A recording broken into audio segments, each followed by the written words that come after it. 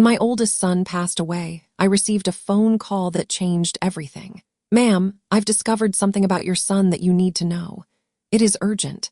Come to my office immediately, but don't tell anyone in the family. It could be dangerous." His boss's voice was trembling.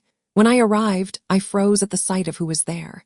But before I continue, make sure you are already subscribed to the channel and write in the comments, where are you watching this video from? We love knowing how far our stories travel. I never thought that at 62 years old I would be attending the funeral of my firstborn. Matthew was only 38, a man of integrity, dedicated to his job as a financial analyst, and above all, an exemplary son. They say no mother should have to bury her son. And now I understood the devastating pain behind those words. Matthew's body had been found in his apartment 3 days earlier, the victim of an apparent heart attack. No one expected it. He was always healthy, exercised regularly, and had just passed a full physical. The doctors spoke of sudden death, undetected genetic predisposition, cold terms that didn't explain why my son was now inside a coffin. During the wake, I watched my younger son, Robert, organizing everything with admirable efficiency. He and his wife, Clara, took care of every detail of the funeral, while I remained seated, numb with grief. "Mom, just leave it in our hands. You just need to rest," Robert kept repeating with that protective tone he had been using with me for the last few years. Something bothered me, but I attributed it to my fragile emotional state. Robert seemed too composed. It wasn't that I expected to see him lose control, but there was an almost unsettling serenity in his demeanor. Clara remained by his side, always attentive, always vigilant, as if she were monitoring every movement around. After the burial in the Hollywood cemetery, everyone went back to my house. As the guests were serving themselves the coffee that Clara had arranged, I sat in a corner of the living room, observing Matthew's portrait above the fireplace. It was then that I noticed the whispered conversations between Robert and Clara, the exchanged glances. Something seemed out of place. "Mom, we need to talk about the future," Robert said, sitting next to me once the last guests had left. "This house is too big for you alone. Clara and I talked, and we believe it would be best for you to sell it and move to a smaller condo or perhaps to that retirement community near our place in Orange County." The suggestion took me by surprise. "But son, we just buried your brother. I don't think this is the time to precisely because of that, Mom." Clara interrupted in her melodious voice. "Matthew left so suddenly. Life is unpredictable. We need to think about your well-being." I nodded distractedly, unable to process the conversation. That's when the phone rang. Robert quickly got up to answer it. "Who was that?" I asked when he returned with a tense expression. "No one important," he answered evasively. "Just someone from Matthew's office wanting to speak with you about some paperwork." "What paperwork?" "Nothing for you to worry about right now, Mom. I told him to call back another time. You need to rest." That night, alone in my room, exhaustion finally overcame me. I was almost asleep when my cell phone vibrated. Unknown number. "Mrs. Audrey, I'm Charles Mason, the financial director at the company where your son worked." "Yes," I replied, trying to clear my head. "Mom, I need to talk to you urgently in private. It's about your son." My heart sped up. "About Matthew? What happened?" There was a pause before he answered. "I can't talk over the phone. Could you come to my office first thing tomorrow morning? And please do not mention this conversation to anyone, especially your other son or his wife." "Why not? Please trust me. It's for your own safety. Come at 9:00 in the morning. The company address in downtown Chicago." After hanging up, I was awake for hours. Why all the secrecy? What could Charles Mason know about Matthew that required such discretion? And why specifically mention Robert and Clara? The next morning, I told Robert I needed to buy some medicine. He insisted on going with me, but I was firm. "Son, I need some time alone. It's just a drugstore." I drove to the corporate center in downtown Chicago, where Matthew had worked for over 10 years. The imposing glass and steel building always impressed me. At the reception, I announced that I had a meeting with Charles Mason. I was escorted to the top floor, an executive area I had never been to before. Charles greeted me personally, a middle-aged man with a grave look. "Mrs. Audrey, thank you for coming. Please come in." His office was spacious with a panoramic view of the city. He closed the door and activated a button that frosted the window glass. "I need to ensure total privacy for this conversation," he explained. Mr. Mason, I'm starting to worry. What is so important and secret about my son? He took a deep breath. Mrs. Audrey, what I am about to tell you will seem unbelievable, but I ask you to listen to me until the end. I nodded, feeling a chill. Your son, Matthew, came to me approximately 3 months ago with a very serious concern. He discovered serious financial irregularities involving your other son, Robert. Irregularities? What kind? Diversion of funds from the company where Robert works. Matthew discovered it by chance while analyzing some documents that fell into his hands. But that was only the beginning. Charles took a thick folder from his drawer and opened it in front of me. Matthew discovered that Robert was not only diverting money, but was planning something much more serious that involved you. I looked at the documents, seeing copies of emails, bank statements, something that looked like a contract for the sale of my house with my forged signature. I don't understand, I murmured, feeling the room spin. Mrs. Audrey, Matthew discovered that Robert and Clara have huge debts, gambling, failed investments, a lifestyle far above what they can afford. They plan to sell your house and transfer all your assets to themselves as soon as possible. But that doesn't make sense. They would need my authorization. Exactly. And that's where Matthew became truly worried.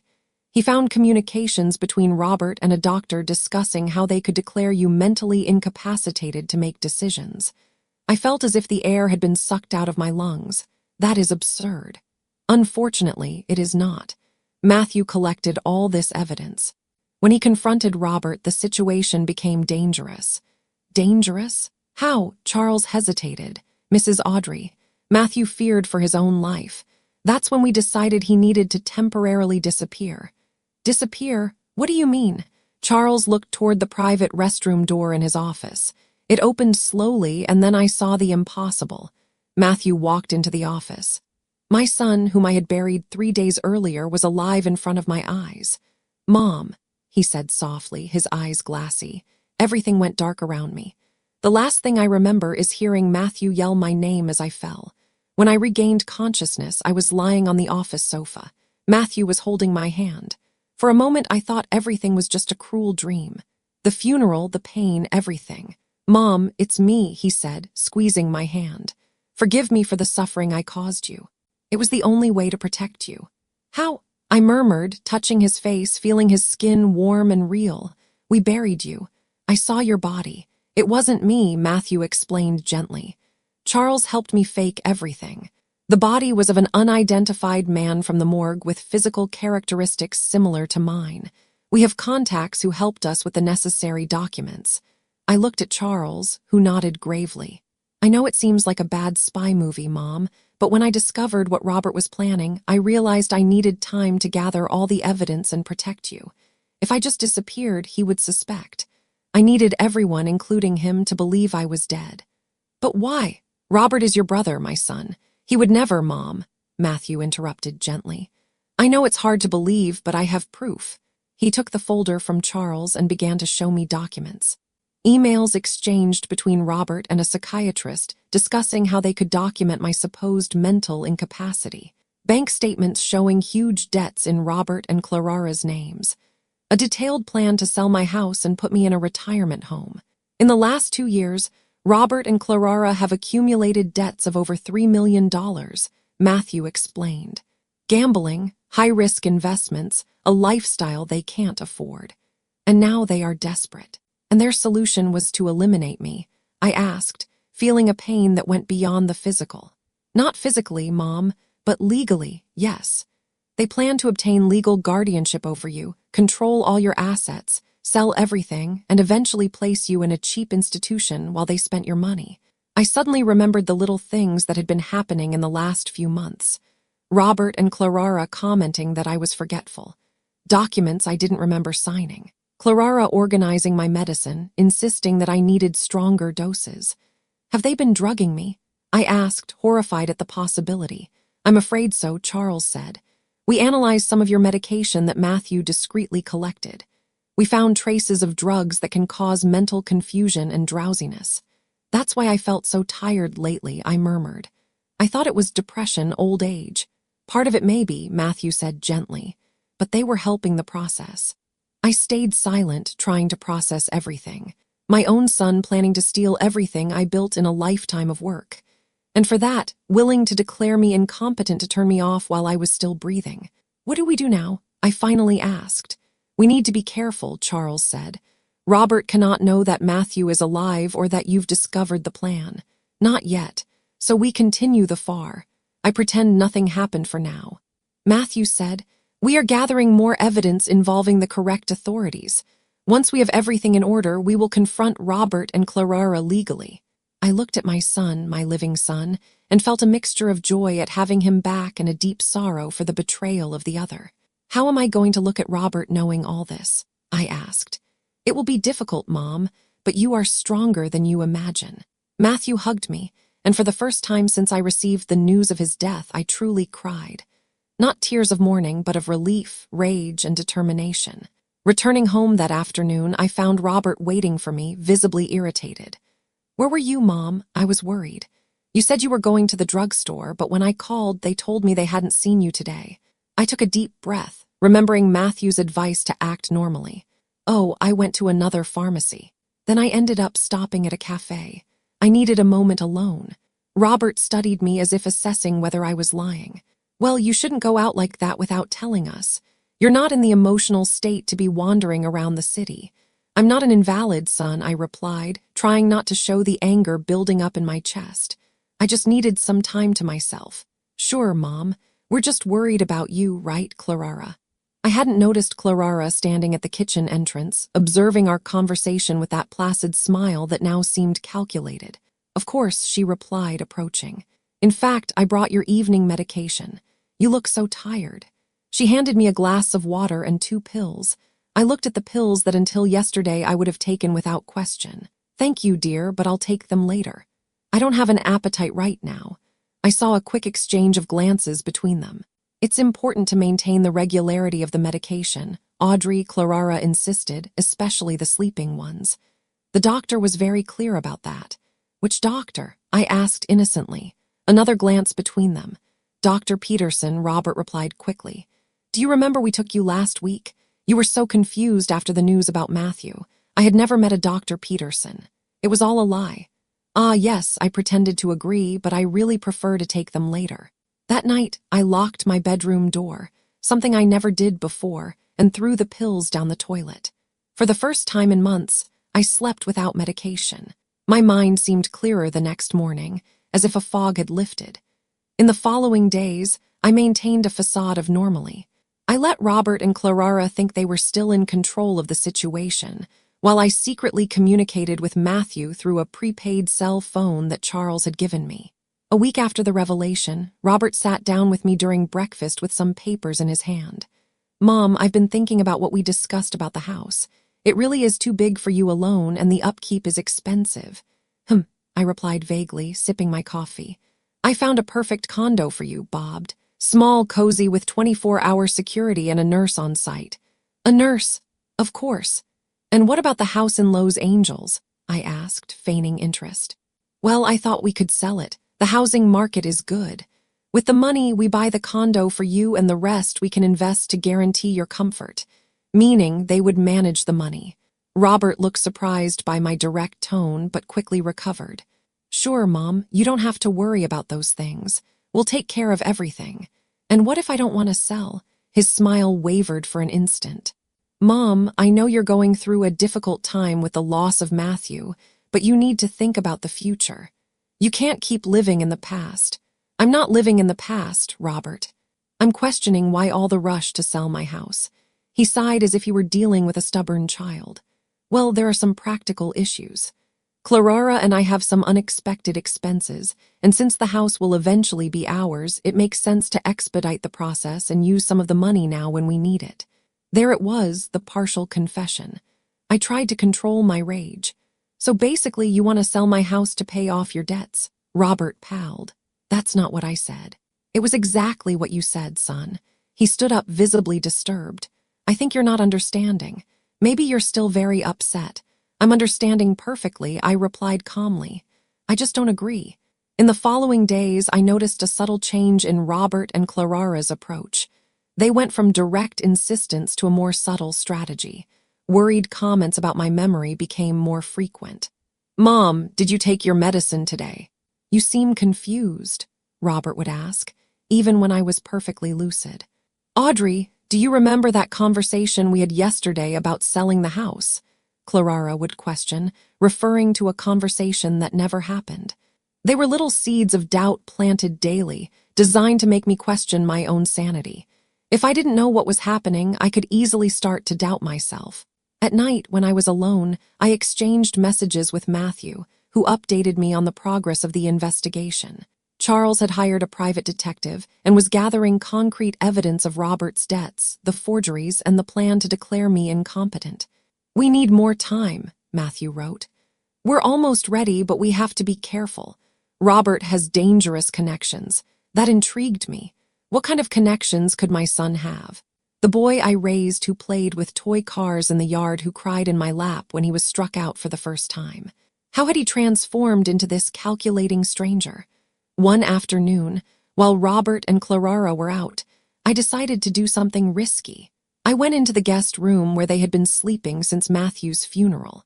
Poking around their things, I found a folder hidden at the bottom of the closet. Inside were credit card statements showing astronomical debts at casinos, luxury stores, expensive trips.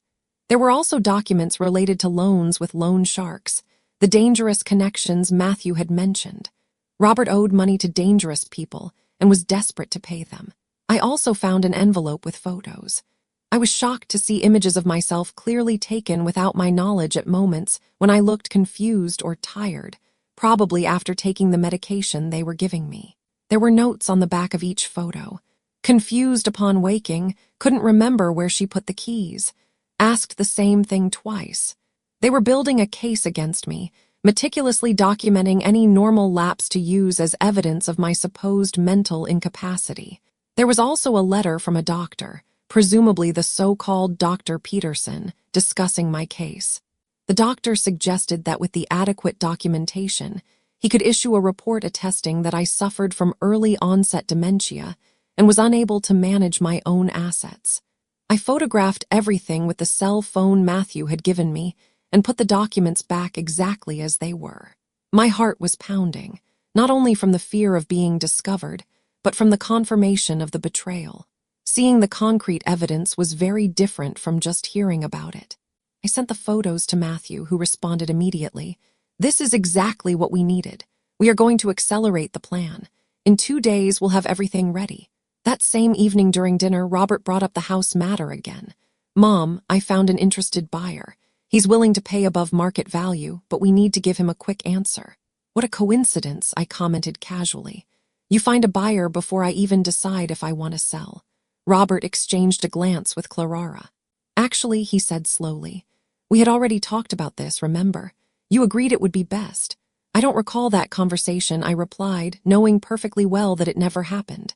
"See," Clara said with an exaggerated expression of concern. "This is what we're talking about, Audrey. These memory lapses are becoming more frequent." "It's not a memory lapse," I stated firmly. "It's impossible for me to forget having agreed to sell my house." "Mom," Robert sighed, "this is getting complicated. Maybe it's time to consider a more serious evaluation. Dr. Peterson mentioned that." "What Dr. Peterson?" I interrupted, feigning confusion. "I've never consulted any Dr. Petersonen." Another exchange of glances. "The geriatrician who saw you last month," Clara said patiently, as if talking to a child. "Do you really not remember?" "No, I don't remember," I replied, "because it never happened." Robert put down his cutlery and faced me. "Mom, this is exactly what worries us. You've had these episodes. You deny things that happened. You forget important conversations. Or maybe I suggested you are saying we had conversations that never happened." The silence that followed was tense. I realized I had gone too far. I shouldn't confront them yet. "Excuse me," I backed off. "I'm tired. I think I'll go to bed early tonight." "Sure, Mom," Robert said, relief visible on his face. "Clara will bring your medicine." "It's not necessary," I replied quickly. "I already took it." "You took it?" Clara asked, frowning. "When? Before dinner." Another exchange of glances. "Mom, you shouldn't take medication unsupervised. You might get confused with the doses." "I've been taking this medication for years, Robert. I know how they work." I retreated to my room, locking the door again.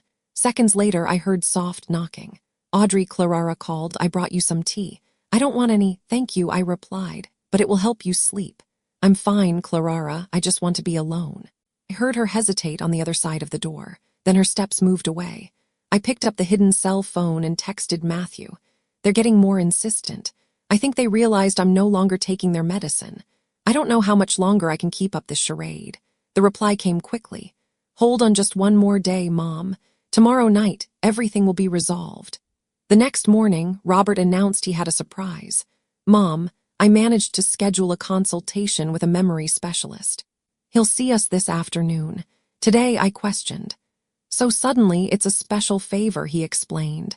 That doctor is very much in demand, but he made an exception for us. I immediately suspected. Could this be the so-called Dr. Peterson who would issue the false report? They were speeding up the plan, probably pressured by their creditors. I don't know, Robert. I don't feel very well today. All the more reason to go, he insisted. The doctor can prescribe something more effective than those old medicines you take. I needed to buy time. I discreetly sent a message to Matthew informing him about the appointment. Do not go under any circumstances, he replied. It's a trap. We are accelerating our plan too. Stay home today. Make up any excuse. Robert, I said, coming out of the room after exchanging messages with Matthew. I'm sorry, but I won't be able to go to the appointment. I just remembered that we scheduled to clear out Matthew's apartment today. The real estate called. Robert's expression hardened. That can wait, Mom. Your health is more important. No, it can't, I insisted. The lease ends today. If we don't remove his things, they'll discard them. Those are your brother's last memories. Robert seemed about to explode, but he controlled himself. All right, he said, controlling his voice. I'll reschedule the appointment, but tomorrow for sure. Okay. Sure, I agreed, knowing that by then everything would have changed. That afternoon, Robert went out to sort some things out. Clara stayed home, watching me like a hawk. She insisted that I drink some tea, which I politely declined. She suggested that I rest, that we watch a movie together, anything to keep me under her sight. Around 5:00 in the afternoon, the doorbell rang. Clara went to answer it and returned with a pale expression. Audrey, she said with a trembling voice. There's someone wanting to talk to you about Matthew. I got up from the sofa, feeling my heart pound. Was Matthew's plan already in action? In the entrance hall, I found a tall man in a suit holding a police badge. Mrs. Audrey Smith, he asked. I am Commander Jenkins. I need to speak with you about your son, Matthew Smith. Yes, of course, I replied, trying to maintain composure. Clara came closer, placing her hand on my shoulder in a gesture that I would have previously interpreted as support, but now recognized as control. I'm Clara, her daughter-in-law. What happened? The commander looked at her with a neutral expression. If you don't mind, I need to speak with Mrs. Audrey privately. But she's fragile, Clara insisted. She recently lost her son. I understand, but it's a confidential matter. It's all right, Clara, I intervened. We can use the study. I led the commander to the study that had been my late husband's and closed the door. As soon as we were alone, he spoke in a low voice. Mrs. Audrey, I am a friend of Charles Mason. Your son Matthew sought me out with pretty serious evidence regarding illegal activities involving your other son, Robert. So that was it. The plan was underway.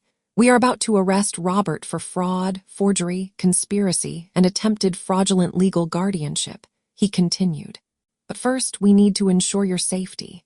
There is a chance Robert might react unpredictably when he finds out he's been discovered. What should I do? I asked, feeling a mixture of relief and apprehension. A police team is positioned near your house. We are waiting for Robert to return to make the arrest. And Clara, I asked, is she involved too? Yes, we have evidence that she was an accomplice in the entire scheme. Both will be arrested. I tried to process the magnitude of it all. My two sons, one faking his own death to protect me, the other conspiring against me. There's one more thing you need to know, the commander added, lowering his voice even more. Your son Matthew is here. My heart jumped. Here, where? In the car a block away. He insisted on being present despite the risks. Do you want to see him before we arrest Robert? Yes, I answered without hesitation. The commander took his cell phone and sent a quick message. I'm going to create a distraction for Clara. When I walk out to the living room with her, you exit through the back door. There's a black car waiting on the corner. I nodded, feeling like a character in a spy movie. What should I tell her about our conversation? Say we are investigating some irregularities in Matthew's life insurance. Nothing to worry about, just paperwork. We left the study and the commander asked Clara to show him the insurance documents. While they headed to the living room, I silently slipped out the kitchen door that led to the yard. My heart was pounding so loudly that I feared Clara could hear it. I crossed the garden, exited through the side gate, and spotted the black car. The back door opened as I approached. I quickly got in, and there he was, Matthew, my son, alive. We hugged in silence, both trembling with emotion. There were no words for that moment. "Mom," he finally said, "it's ending today. This all ends. How are you?" I asked, still holding his face between my hands as I did when he was a child. "Worried about you." It was harder than I imagined to be away, knowing the danger. "Your brother," I started, but couldn't complete the sentence. "I know," Matthew responded sadly. "I still can't believe what he became." Charles, who was in the passenger seat, turned to us. "Robert just arrived at the house," he reported. "The police will move in shortly." "I want to be there," I declared. "Mom, it's not safe," Matthew protested. "I need to see it with my own eyes. I need to look him in the eye when he finds out I know everything." Matthew exchanged glances with Charles, who nodded reluctantly. "All right, but I'll go with you. It's time Robert knows he didn't succeed." We drove back to the house with the car, now accompanied by 2 police cruisers. When we entered the living room, Robert was sitting on the sofa, talking tensely with Clara. Both turned when they heard the door. The shock on Robert's face when he saw Matthew was something I will never forget. His eyes widened, his face palled as if he had seen a ghost, which in a way was exactly what he was seeing. "What is this?" he stammered, standing up. "Hello, brother," Matthew said calmly. Clara let out a muffled scream, covering her mouth with her hands. "Impossible," she murmured. "You're dead. We saw what was convenient for you to see," Matthew replied, "just as I saw what you were planning for our mother." The police officers entered the living room led by Commander Jenkins. "Robert Smith, Clara Smith, you are being arrested for multiple counts of fraud, forgery of documents, conspiracy, and attempted fraudulent legal guardianship." Robert looked like a cornered animal, his eyes darting from Matthew to me to the police officers. Suddenly, his gaze hardened. "This is ridiculous," he exclaimed. "You can't prove anything." "Actually, we can," the commander said, gesturing to one of the officers, who opened a folder. "We have copies of emails exchanged between you and Dr. Peterson discussing the issuance of a false medical report declaring your mother mentally incapacitated. We have the forged documents with her signature. We have evidence that you opened credit cards in her name without her consent." Robert looked at me, and for the first time I saw fear in his eyes. "Mom, it's not what it looks like. He tried. We were trying to protect you." "Protect me?" I repeated, keeping my voice firm despite the pain consuming me. "Drugging me, stealing my money, planning to put me in a home. Is that protection, Robert? You don't understand. We were desperate. Because of the gambling debts, I asked the loans from loan sharks, the extravagant spending." He seemed surprised that I knew so many details. "How I found your documents," I explained. "The day you went out, I saw everything. The statements, the photos you took of me, the notes, everything." Clara, silent until then, suddenly lunged in my direction. "You nosy old woman. You ruined everything." A police officer restrained her before she could reach me. "Clara Smith, you are under arrest." As the officers handcuffed the couple, I looked at Robert, no longer the boy I raised, but a stranger whose eyes burned with rage. "This isn't over," he threatened as he was led away. "I have connections. You're going to regret this." Matthew put his arm around me, protecting me as he had always done. "It's over, Mom," he said softly. "They can't hurt you anymore." But as I watched my youngest son being led away by the police, I knew that some wounds would never fully heal. The days following Robert and Clara's arrest were a whirlwind of emotions and bureaucracy. Statements to the police, meetings with lawyers, endless forms to annul the forgeries and undo the financial damage they had caused. But amidst all that chaos, there was a deep joy. Matthew was alive. My son's official resurrection had required almost as much paperwork as his death. Charles mobilized a legal team to deal with the legal complications. There were fines to pay for the falsification of the death certificate, explanations to give to the authorities, a new funeral to arrange for the real occupant of the coffin we buried. A man without family whose identity was temporarily borrowed thanks to Charles's contacts. What was it like living in hiding all this time? I asked Matthew one night as we had dinner alone at home for the first time since everything happened. Lonely, he admitted. I stayed in a safe apartment that Charles got me in Philadelphia. I only went out for the essentials, always disguised. The hardest part was knowing that you were suffering, believing I was dead, yet exposed to danger. Why didn't you tell me sooner? Matthew sighed, putting down his cutlery. It was my biggest doubt. Charles and I discussed it for days. In the end, we decided that your reaction of grief needed to be genuine, so Robert wouldn't suspect. If you knew the truth, you might not have been able to keep up the charade. Underestimated my acting skills, I commented with a small smile. Perhaps, he smiled back. But we also didn't know how far Robert was willing to go. If he sensed that you knew something, he might have sped up his plans. The implication hung heavy between us. How far would my own son have gone to get what he wanted? The hearings start next week, I commented, changing the subject. The lawyer said Robert is trying to negotiate a plea deal. Typical of him, Matthew responded bitterly, always looking for the easiest way out, even at the expense of others. Clara is cooperating with the prosecution, offering information in exchange for a reduced sentence. Apparently, she's putting all the blame on Robert. I'm not surprised. She was always manipulative. I looked out the window toward the backyard where my two boys used to play together, building forts out of branches and leaves, defending themselves from imaginary enemies. Where did we go wrong with him, Matthew? What happened to that sweet boy we knew? Matthew was silent for a moment. I don't think we went wrong, Mom. Some people just make bad decisions, then more bad decisions to cover up the first ones, and before they know it, they're caught in a downward spiral. But trying to rob his own mother, drugging me, committing me. His debts were worse than we imagined.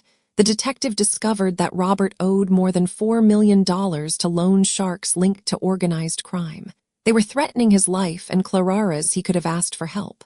I argued we would have found a solution. Pride perhaps, shame, or maybe he went so far that he no longer saw a way back. I thought about Matthew's words. How many small decisions, how many lies had my son told himself to justify his actions? At what point did he cross the line, transforming from a loving son into a conspirator willing to destroy his own mother? The following week, we faced the first hearing of the case. The prosecution presented overwhelming evidence, the emails, the forged documents, the testimonies from the doctor who had been bribed to issue the false report.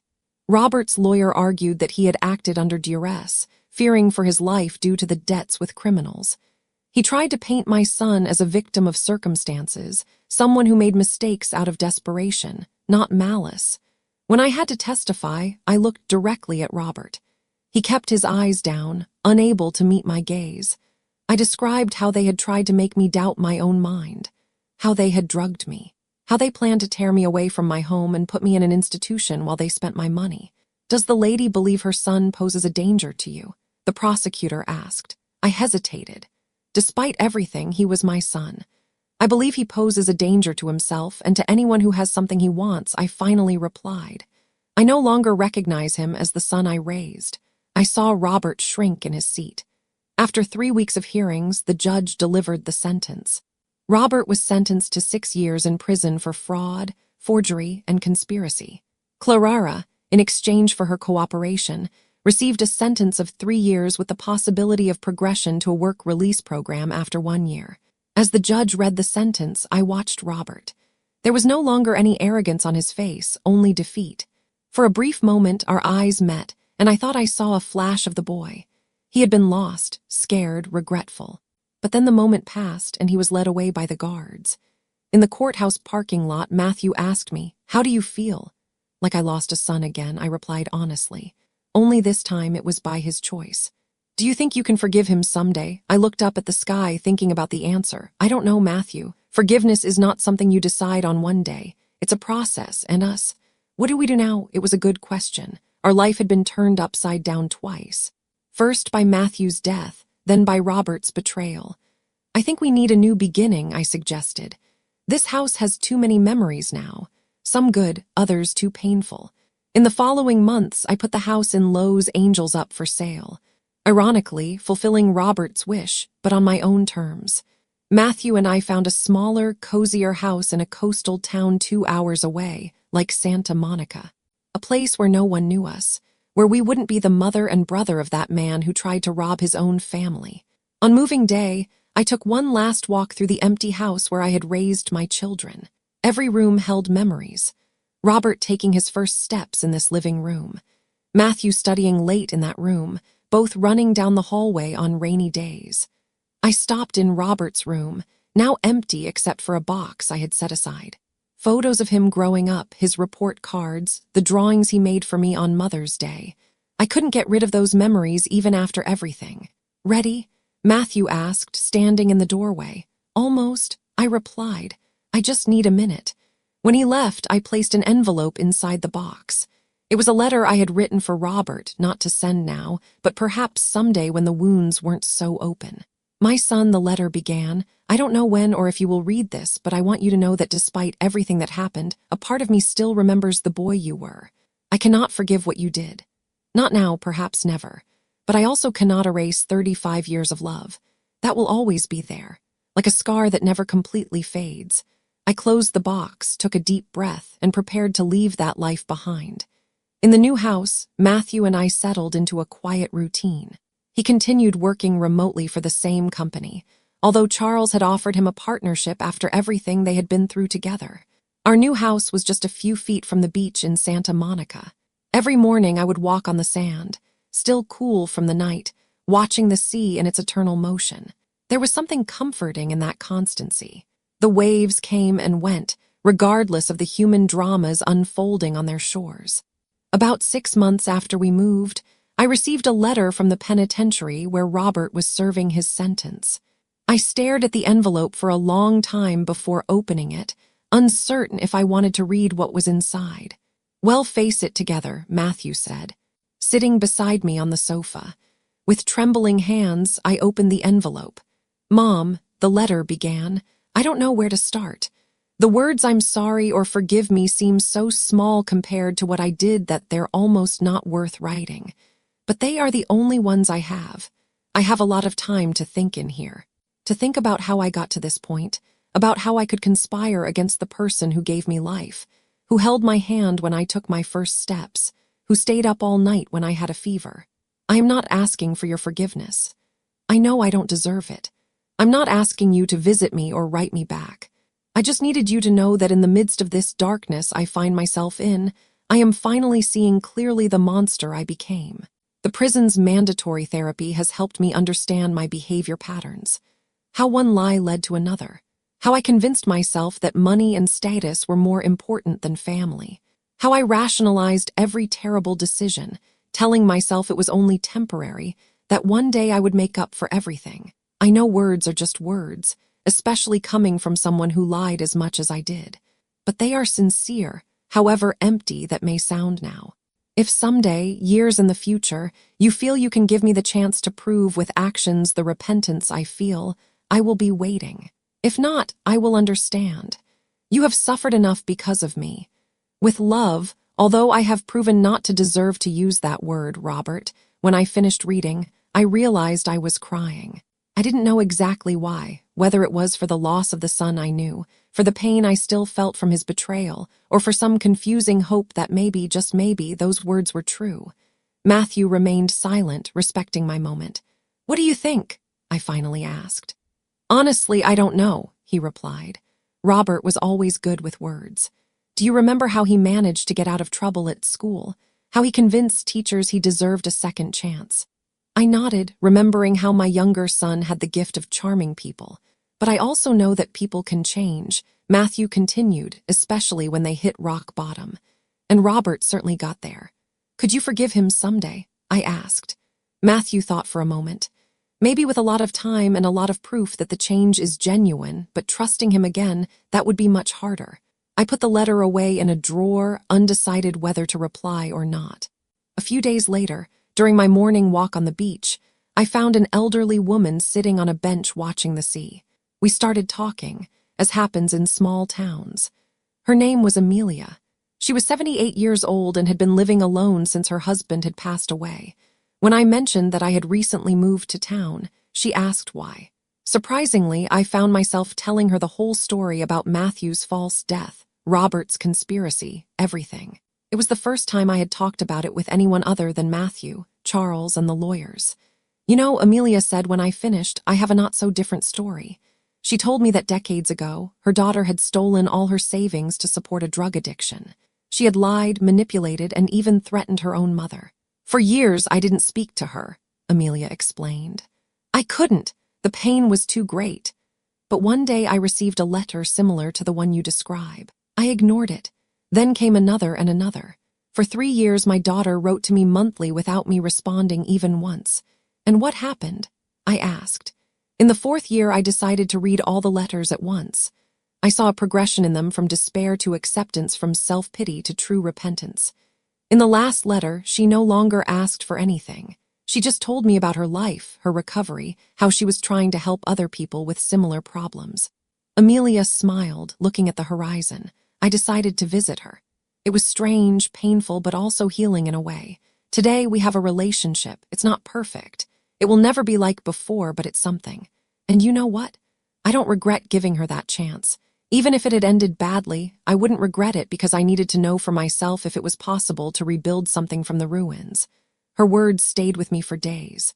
The following week, I wrote a brief reply to Robert. I received your letter. I am not ready to forgive or forget.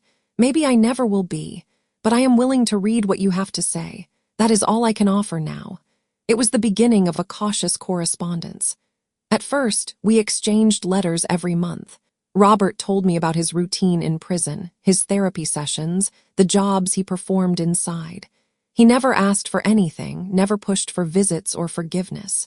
Matthew, initially skeptical, began to admit that there might be a genuine change in his brother. The letters seemed different. He commented after reading one of them with my permission, less manipulative, more thoughtful. A year after the first letter, Robert mentioned that he was participating in a financial rehabilitation program, learning to deal with money responsibly. He was also teaching math classes to other inmates, helping them get their high school equivalency diploma. I discovered that teaching gives me a purpose that money never did, he wrote. Seeing someone understand a new concept, seeing the pride in the eyes of men whom society discarded when they managed to solve a problem, that is priceless. In the 2nd year of our correspondence, I made a difficult decision. I would go visit him. Are you sure? Matthew asked, worried. You don't have to do this if you're not ready. I need to see it with my own eyes, I replied. I need to look him in the eye and feel if there is truth in what he writes. The day of the visit arrived, cold and cloudy. The penitentiary was an oppressive place. High walls, barbed wire fences, armed guards. I went through various security procedures before being taken to the visiting room. When Robert walked in, I barely recognized him. He was thinner, his hair cut short in the prison style, his face marked by a seriousness he had never had before. His eyes, however, were the same, the eyes of my youngest son, now glassy at the sight of me. Mom, he said simply, his voice choked. Robert, I replied, maintaining my composure. We sat on opposite sides of a simple table. For a few minutes, neither of us could say anything. Thank you for coming, he finally spoke. I didn't expect it. Neither did I admitted. It was a last-minute decision. How is Matthew? He asked. It was the first time he had mentioned his brother in our correspondence. He's fine. He still has nightmares about the fake funeral. Robert lowered his eyes. I am so sorry for everything. I know it doesn't mean much, but why, Robert? I interrupted, the question escaping me before I could contain it. Why did you go that far? He took a deep breath as if he had been expecting that question. At first, it was just small bets. I thought I could control it. When I realized it, I was drowning in debt. Clara liked a lavish life and I wanted to impress her. One thing led to another. I started borrowing money from dangerous people. Then came the pressure, the threats. But why didn't you ask for our help? Pride, shame, and after a while the debts were so big that I knew you couldn't help, even if you wanted to. That's when I started seeing your assets as a solution. The brutal honesty of his words hit me like a punch and drugging me, making me think I was losing my memory. He closed his eyes as if he couldn't bear his own reflection in my eyes. Each step seemed like a small transgression at the time, a stronger medicine so you would sleep and wouldn't notice when we took documents. Then so you wouldn't question when we talked about conversations that never happened. It was a slippery slope. Every small lie made the next one easier. Our conversation continued for almost an hour. There was no great catharsis, no dramatic moment of forgiveness or reconciliation. Just two adults, mother and son, trying to understand how they had reached that point. When I left the penitentiary that afternoon, I felt simultaneously exhausted and relieved. Seeing Robert face to face, hearing his explanations had brought a kind of closure that the letters couldn't provide. "How did it go?" Matthew asked anxiously when I arrived home. "Difficult," I replied honestly, but necessary. In the following months, I continued exchanging letters with Robert, now with greater frequency. Occasionally, I made another visit. Matthew refused to accompany me. He wasn't ready to face the brother who had killed him and conspired against his mother. Maybe someday, he would always say when I asked, but not now. I understood his resistance. The betrayal he suffered was double, not only as a son, but also as a brother who had his identity stolen, his death staged, all because of his own brother's greed. One day, about 2 years after Robert's arrest, I received an unexpected call. "Mrs. Audrey Smith, I'm Dr. Miller, a psychologist at the state penitentiary." "Yes," I replied immediately, fearing the worst. "Did something happen to my son?" No, I apologize for alarming you. In fact, I'm calling with good news. Your son has excelled in our rehabilitation program. He developed a math teaching method for inmates with learning difficulties that is achieving remarkable results." "That's amazing," I commented. "Yes, and that's why I'm calling.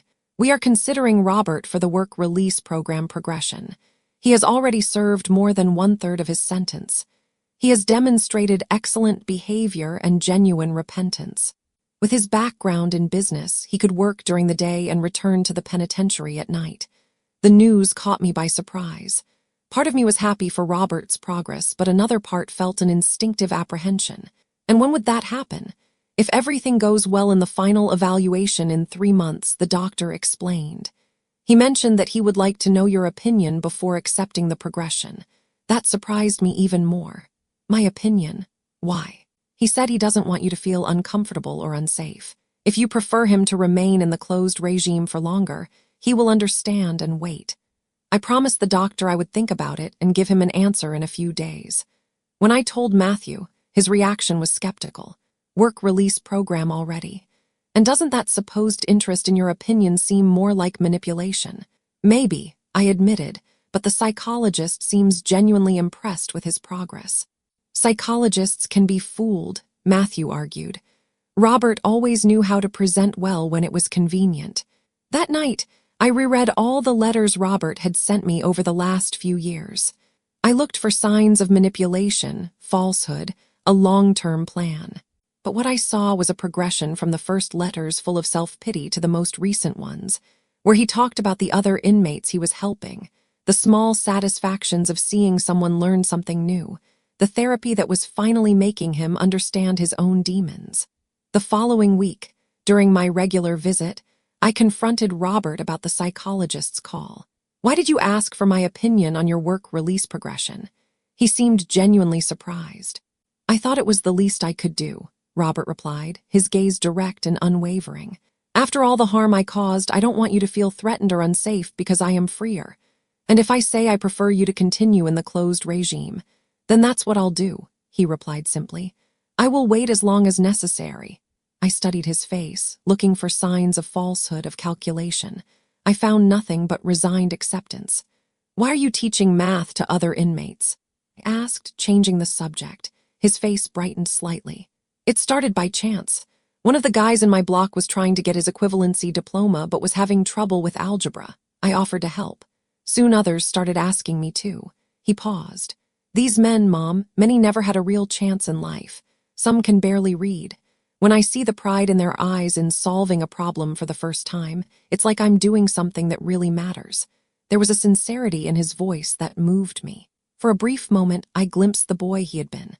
Curious, brilliant, always willing to explain things to others. After reflecting for several days, I made my decision. I called Dr. Miller and informed him that I did not object to Robert's progression to the work release program. Matthew was not happy. "We're taking an unnecessary risk," he argued. What if he returns to his old ways? What if he decides to visit you when he's free during the day? He'll be monitored, I explained. And honestly, Matthew, at some point we have to accept the possibility that people can change. Some people maybe, he replied. But Robert deceived us for so long.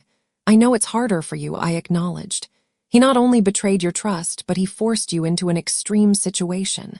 I'm not asking you to forgive him, just to accept that I'm willing to give him this chance. 3 months later, Robert started the work release program. He got a job at a nonprofit organization that worked with the reintegration of ex-inmates, where he used his administrative skills during the day, returning to the penitentiary at night and on weekends. In his letters, he described his work with enthusiasm.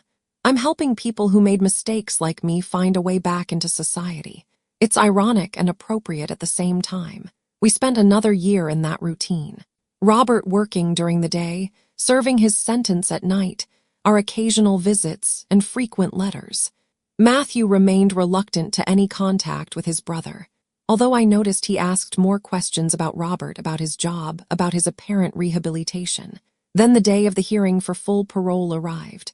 Robert could live in a halfway house, needing only to present himself periodically to the court. I'll go to the hearing, I announced to Matthew on the eve. He was silent for a moment, then said something that surprised me. I'll go too. Are you sure? No, he admitted, but I think it's time to face this as a family or what's left of it. The hearing was brief but intense. The judge reviewed Robert's prison record. He listened to the testimonies of the psychologists and supervisors, all positive. When he asked if anyone in the family would like to speak, I stood up. My son made serious mistakes, I began, feeling the weight of every word. He conspired against me, betrayed my trust, caused immense suffering to our family. But over the last 3 years, I have seen a consistent and genuine effort on his part to change, to understand the reasons behind his actions, and to repair as much as possible the damage he caused. I support his progression to full parole. To my surprise, Matthew also stood up. Your Honor, I am Matthew Smith, the accused's brother. I was a direct victim of his actions, having been forced to fake my own death to protect our mother from his plans.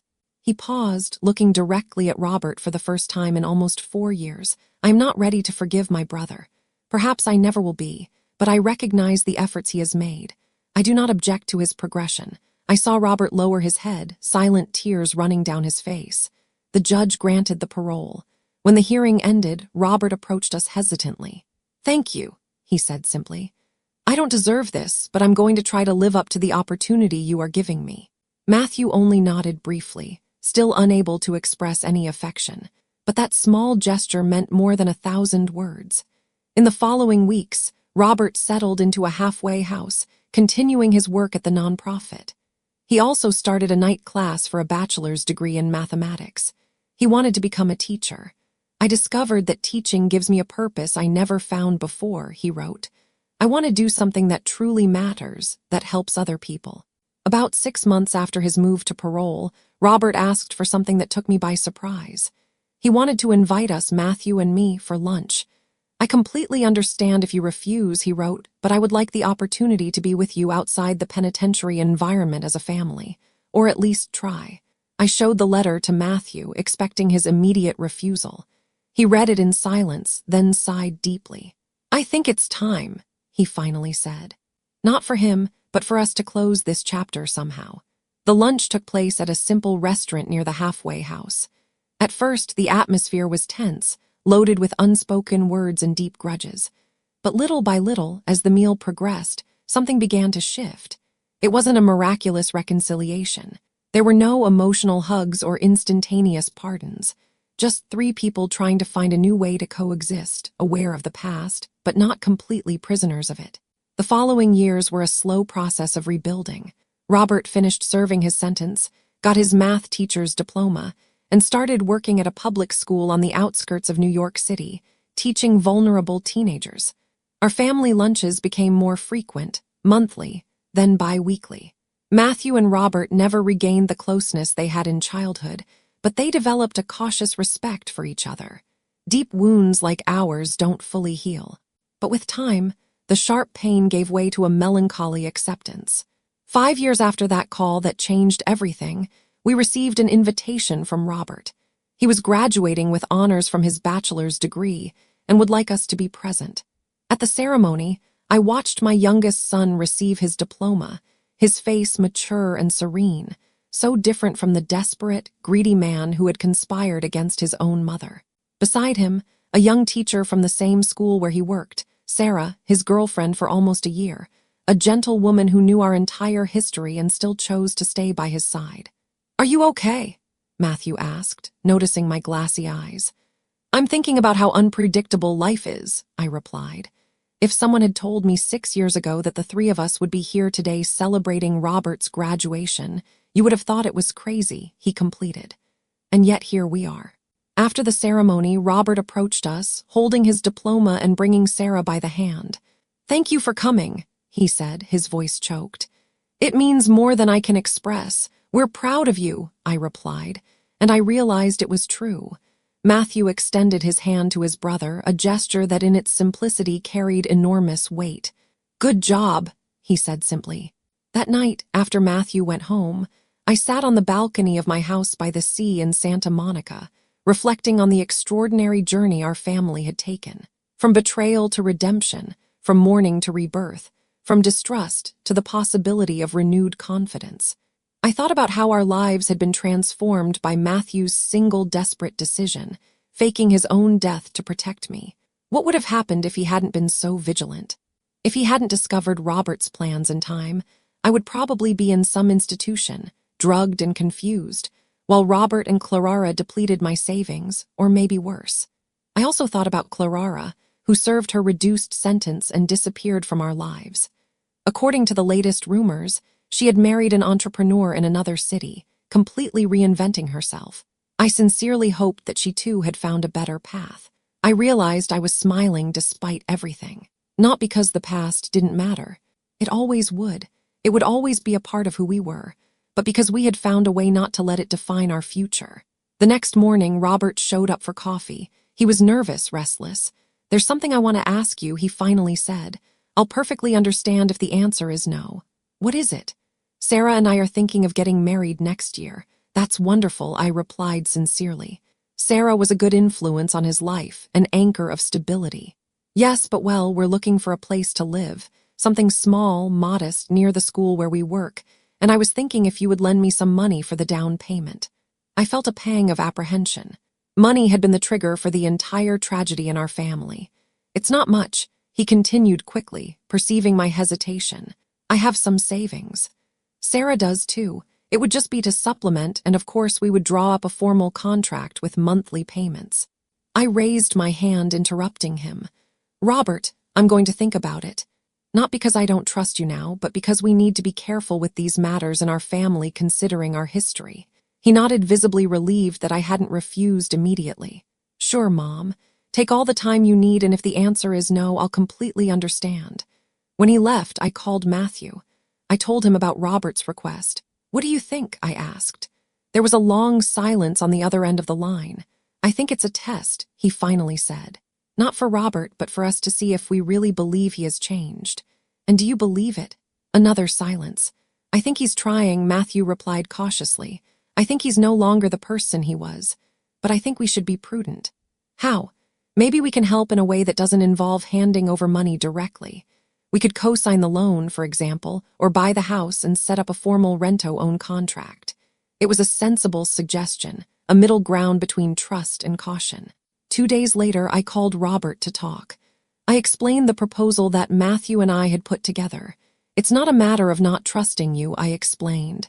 "It's about establishing healthy boundaries after everything we've been through." To my surprise, Robert seemed genuinely relieved. "That's perfect," he said. To be honest, I worried after making the request. I thought it might give the wrong impression, that it might look like I'm reverting to old habits. Did you think about that? "I think about it every day, Mom. I'm afraid of going back to being the person I was, of disappointing you again, of disappointing myself. It's a constant struggle." That honest admission meant more to me than any grand promise could. In the following months, we worked together to find a suitable house for Robert and Sarah near New York City. Matthew, with his financial knowledge, structured a fair contract that protected all parties. It was an exercise in cautious trust in gradual rebuilding. The day Robert and Sarah moved into the new house, we had a small celebration, just the four of us, with a simple meal in the newly acquired backyard. A toast, I proposed, raising my glass. To new beginnings. To new beginnings, they all repeated. As I watched my two sons talking sivily, I couldn't help but reflect on the extraordinary journey we had taken, from desperation to hope, from incomplete but significant betrayal to redemption. "What are you thinking about?" Sarah asked, sitting beside me while the brothers argued about the best way to fix the back deck. "About how life rarely follows the path we expect," I replied, "and how sometimes, from the greatest tragedies, opportunities for growth can arise that we never would have imagined." She smiled, covering my hand with hers. "Robert tells me stories about what you were like when he was a child. He says you were always the strength of the family even before all this happened. I didn't feel strong when I found out the truth about their plans. I admitted I felt broken, betrayed, lost. But you survived," she observed. "And more than that, you found a way forward, not just for yourself, but for the whole family." I looked back at my sons. Matthew showing Robert how the deckwood needed to be treated. Robert listening attentively, respectfully. It wasn't perfect. It wasn't what I had dreamed for us so many years ago, but it was real. It was honest, and that had its own kind of beauty. "You know," I told Sarah, "for a long time I thought our story was about betrayal. Then I thought it was about forgiveness. Now I realize it's about something more complex, about how to move forward even when complete forgiveness may never arrive, about finding a new type of relationship from the ashes of the old." She nodded, understanding perfectly. "Robert knows that too," she said softly. "He knows that some bridges once burned can never be fully rebuilt, but he's grateful that you at least built a narrow footbridge to cross the chasm. A narrow footbridge. It was a good metaphor for what we had achieved. Not the wide bridge of unrestrained trust we had before, but a fragile connection carefully maintained that allowed for some kind of relationship." As the sun began to set, I cast one last glance at my sons before announcing that it was time for me to leave. They were side by side now, not exactly close, but not distant either, working together to measure boards for the deck. It was an image I never would have imagined possible 6 years ago when I received that fateful call from Matthew's boss, an image that spoke not of perfect, happy endings, but of overcoming, resilience, and the complex, imperfect, but profoundly human capacity to start over. Now, if you liked this story, click on subscribe and tell me in the comments what part left you speechless. Oh, and don't forget to become a member to have access to exclusive videos that I don't publish here. I'll wait for you there.